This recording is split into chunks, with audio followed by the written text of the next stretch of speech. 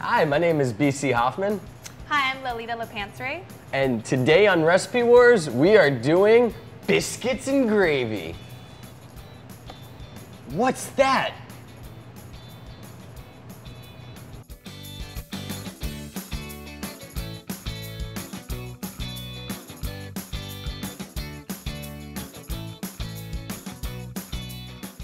So I'm doing biscuits and gravy by Paula Deen. The next thing I'm fixing to make is a chicken fried steak.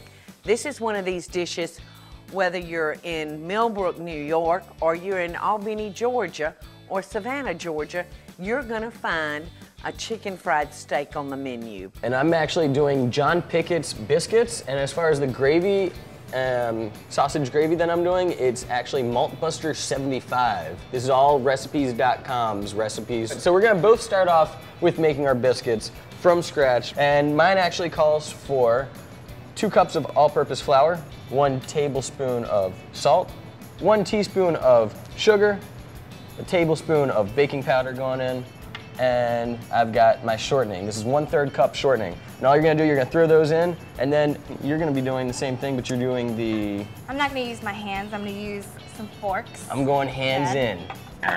And she's doing forking.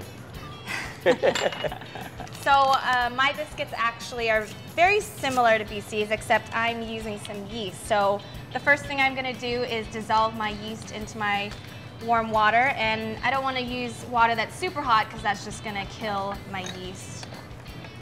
And then I also have 2 tablespoons of sugar, some salt, and baking soda and baking powder. So we've mixed our shortening in our flour so it looks kind of like crumbly, almost like wet sand.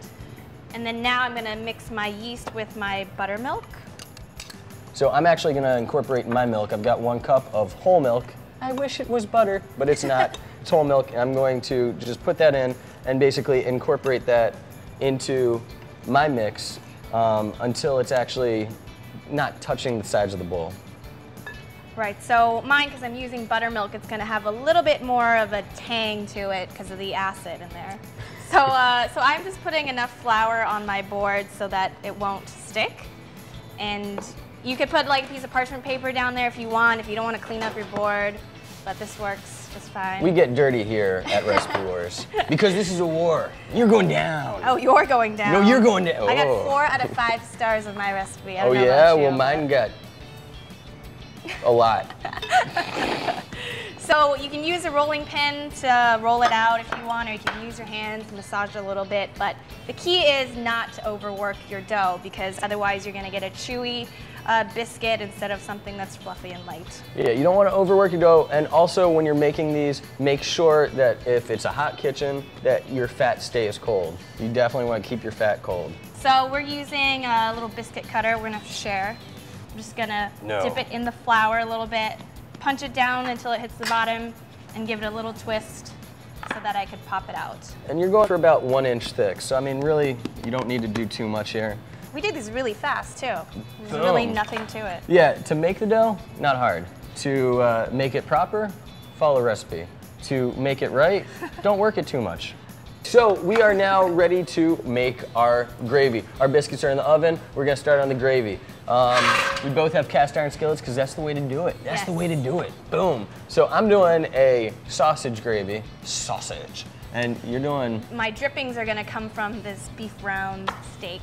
So my recipe, I use this house seasoning, which is just salt, pepper, and garlic powder. So I'm actually getting my pan nice and hot. I'm going in right here just with my pork sausage. You can get any pork sausage.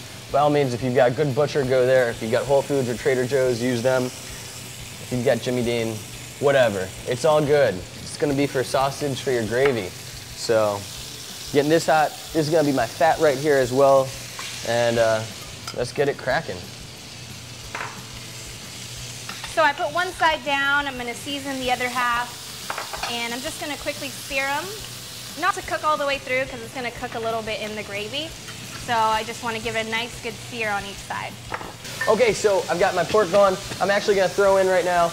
I've got 1 pound of pork. I've got 1 whole onion, nicely chopped up, throw that in there. I've got 1 bell pepper also chopped up, throw that in there.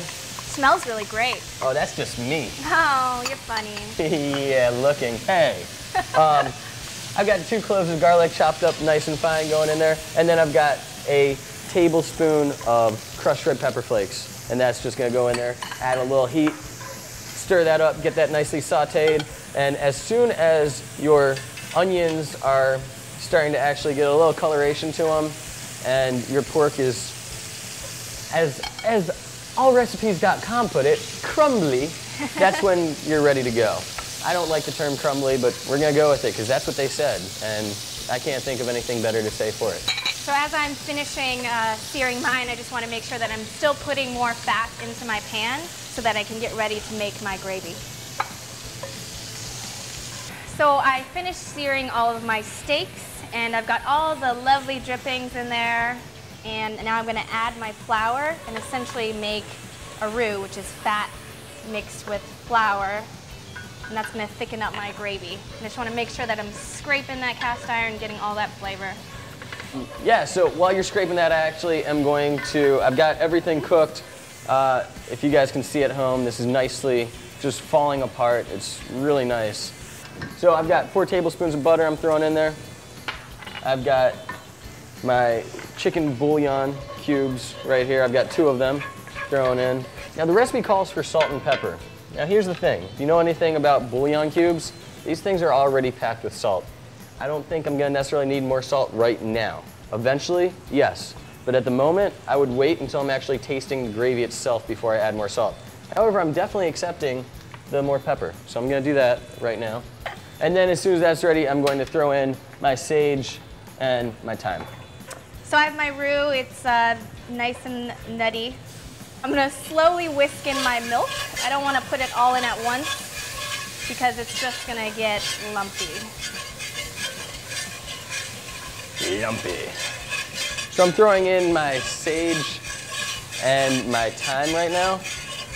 Incorporate all that together. And then I'm going to be starting exactly what she's doing, except I'm actually going to be doing it in the pan with everything else as well. So my gravy is nice and thick, and I'm just gonna put my steaks back into the gravy just to finish cooking a little bit more. And then I have all these drippings in my pan that I'm gonna throw back into my gravy. I don't wanna waste any of that free flavor right there. You gotta use those drippings. Yes. I'm gonna actually throw in my parsley now. So the recipe calls for parsley, and we're gonna throw that in. And lastly, a 1/4 cup of milk. And don't worry if it's a little thin, because as soon as it cools, it's gonna thicken. And then lastly, Paula Deen's secret ingredient, the MSG that I'm gonna finish off my gravy with. And I'm just about done, and our biscuits are done. It came out really nicely. Yes, to perfection, some might say. So I plated mine up, and it's ready to try, and I'm just gonna garnish it with some chives or green onions, whatever you got. And I'm ready to plate my bad boy up right here. You can take the biscuit, you can cut it in half and then serve it. I'm just gonna go traditional. I'm gonna take 2 biscuits right there and then just kind of ladle it right on top. So since this battle is about biscuits and gravy, I got one with my country seared steak, not fried steak. So we're gonna taste this battle with just the biscuits and the gravy. So that being said, let's taste these bad boys. Let's try mine first. Let's try yours. I have a feeling yours is gonna be a little more flavorful than mine. Although you did use MSG. I did. You know what, I'm going in just for the biscuit. That's a fluffy biscuit. It's nice and fluffy. Yeah. And moist. So I've got biscuit right here, so we can try my biscuit that's not sopped in gravy. So let's go for it.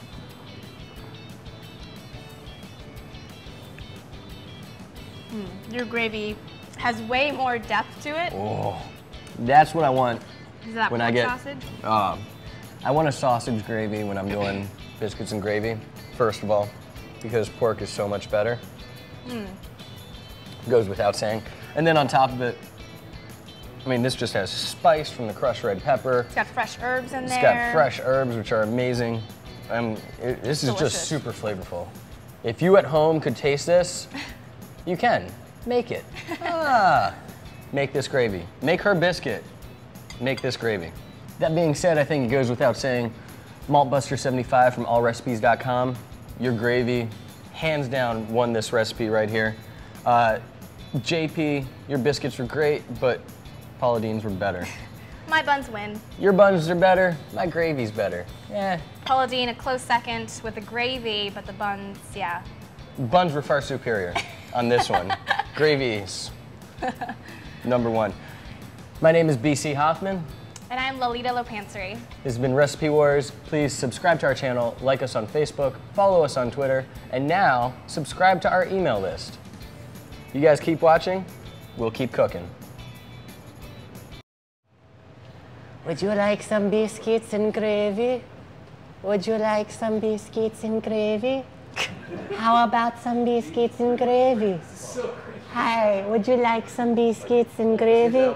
Look, I've got flour for your biscuits and gravy. You'd like a biscuit with your gravy? Shut up. I've got extra gravy for your biscuit. How about some gravy on your biscuit?